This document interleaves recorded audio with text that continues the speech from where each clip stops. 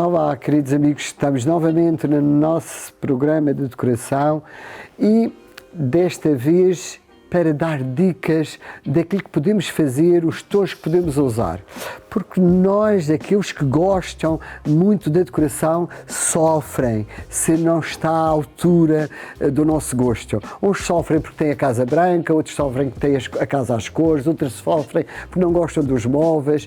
E então, eu queria hoje dar ideias daquilo que se pode inserir na nossa casa de forma que se mantenha o nosso gosto por mais algum tempo.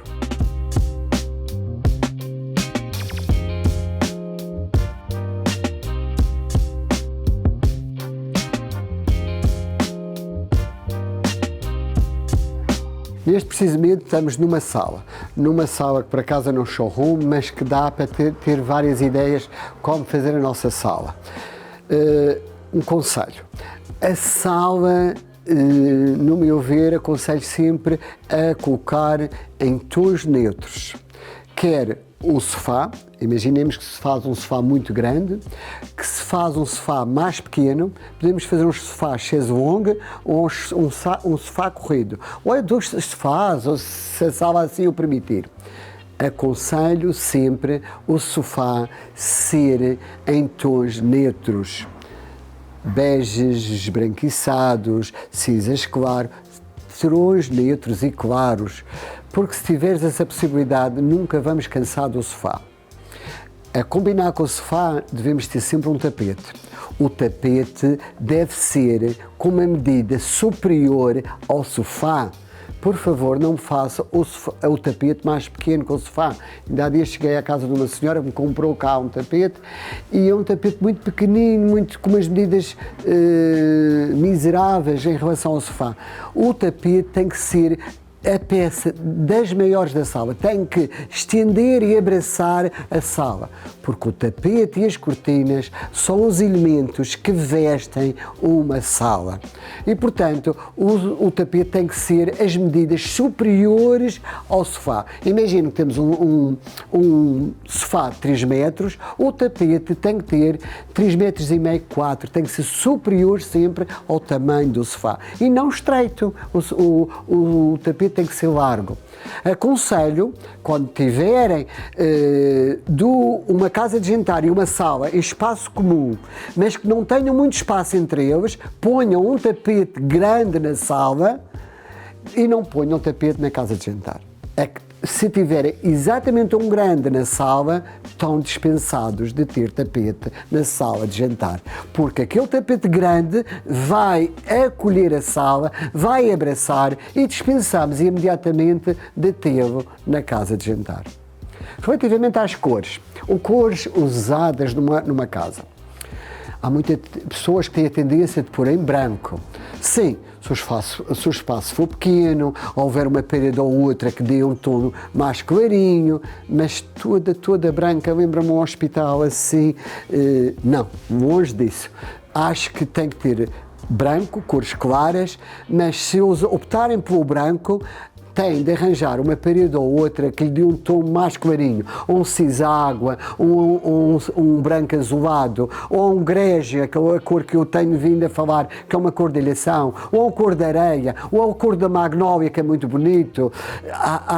Tem que lhe dar uma parede ou outra que corte aquele branco todo do hospital. Por favor, não ponham a casa toda branca. E então, agora que se está a usar as portas muito brancas, todas brancas, se tivermos portas brancas e paredes brancas, parece mesmo um hospital. Relativamente à luz, por favor, não me usem luz branca numa casa. A luz branca torna a casa gelada, muito gélida. Por favor, não. A cor da luz tem que ser o dos 1900, aquele amarelinho. Se não quiserem pôr o amarelo forte, ponham o amarelinho, mas branco não, porque o branco corta o requinte, aquele toque de acolhedor que nós precisamos na nossa sala. Relativo aos elementos decorativos, aí sim, se tiverem sofás claros, móveis ou em cor de madeira, ou se preferirem móveis lacados, há que sabem, depois do vosso gosto, porque os móveis de madeira produzem sempre um efeito diferente.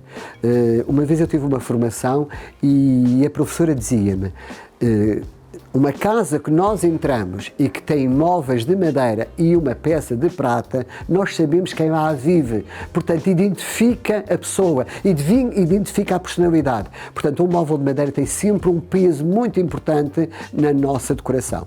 E depois há uma coisa, se tiverem móveis de família, de uma avó, de uma tia, da mãe, uma peça bonita, não se desfaçam, por favor, não. Mesmo que optem por uma casa mais minimalista ou mais contemporânea, essa peça, muitas vezes integrada num espaço contemporâneo, produz um efeito maravilhoso. Ainda vamos falar das cortinas.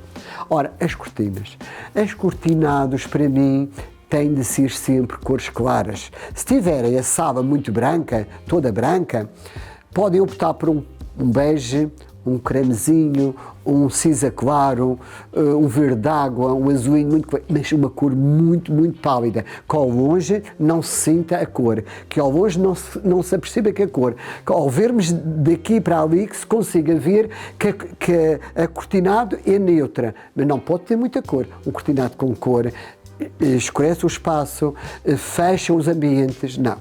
Para mim, os cortinados têm de ser sempre cores claras. Se tiverem as paredes em creme ou um tom na parede, optem para o branco. Se tiverem as paredes muito brancas, então podem optar por um tom clarinho, mas sempre cortinados clarinhos. Se tiverem uma janela, imagina que tem uma janela de 2 metros, mas fica de um lado 30 centímetros, do outro lado 40. Por favor, façam-mo de parede a parede o cortinado. Não façam o cortinado só na janela. Ocupem a parede toda, porque vão ter outra visibilidade, outra dimensão à sala. A sala vai parecer muito maior, porque o cortinado vai dar uma profundidade. Está bem?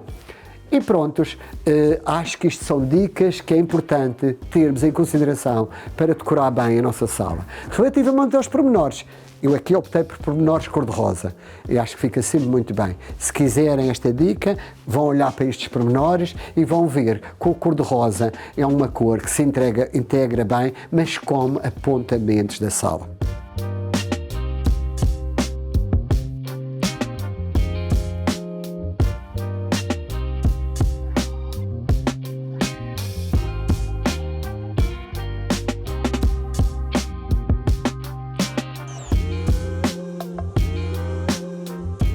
E então, fazermos os apontamentos em cor rosa. Ora, o que é apontamentos de uma casa? Imaginemos que temos aquelas peças todas que eu referi, almofadas, os abajures dos candeeiros, os veleiros, umas velas, flores. Tudo isto torna o apontamento para nós darmos cor à sala. Muitas vezes, eu vou dar um exemplo da minha casa. Eu tenho almofadas rosa, eu tenho azuis, eu tenho verdes, eu tenho vermelhas do Natal, eu tenho vários. E às vezes há amigos que vão lá à casa e dizem: o Carlos me deu a sala. Eu disse: não. Eu peguei nas almofadas da sala de cima ou do quarto e troco. E tenho sempre ambientes diferentes. Porquê? Porque como eu tenho o ambiente todo neutro, é fácil de mudar os espaços. E ficamos por aqui. Acho que houve dicas, acho que perceberam bem e eu fico muito contente, porque há dias alguém me disse: olha, eu ia fazer a minha cortinado muito pequenino e que a sua dica eu já fiz a cortinado de parede a parede. E disse: graças a Deus, acho que aquilo que eu faço e aquilo que eu dou serve para alguma coisa. E é esse o meu propósito, é ajudar aqueles que precisam a ter ideias e a ajudar. Não quer dizer que eu sei tudo de forma nenhuma. Eu estou sempre a aprender, mas convosco, juntos, chegamos longe. E esse é o meu propósito, esse é o meu objetivo. E obrigado. E na próxima semana, na próxima sexta-feira, encontramos com mais dicas de decoração.